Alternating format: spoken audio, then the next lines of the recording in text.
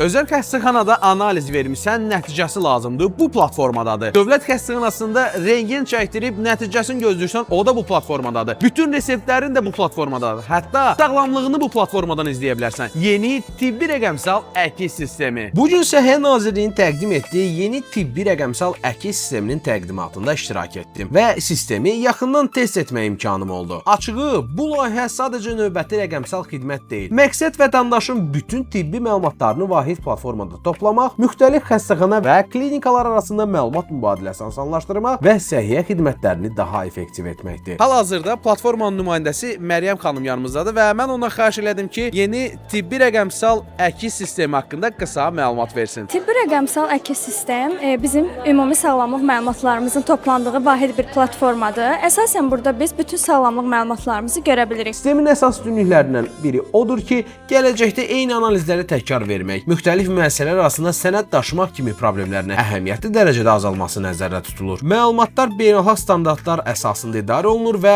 bu da sistemin qlobal rəqəmsal səhiyyə standartlarına uyğun qurulduğunu göstərir. Təqdimatda qeyd olundu ki, platforma 20-dən çox rəqəmsal həlli bir araya gətirir. Real vaxt rejimində monitorinq imkanları yaradır və gələcəkdə süni intellekt əsaslı sağlamlıq proqnozlarının formalaşmasına şərait yarada bilər. Sistemi test etdikdən sonra ən çox diqqətimi çəkən məqam səhiyyə məlumatlarının vahid ekosistemdə birləşdirilməsi və vətəndaş üçün proseslərin sadələşdirilməsi oldu. Azərbaycanın rəqəmsal səhiyyə sayəsində atdığı bu addım region üçün maraqlı nümunələrdən biri hesab oluna bilər. Sizcə səhiyyə xidmətlərində ən çox hansı proseslərin rəqəmsallaşmasına ehtiyac var? Şərhlərdə fikirlərinizi yazın.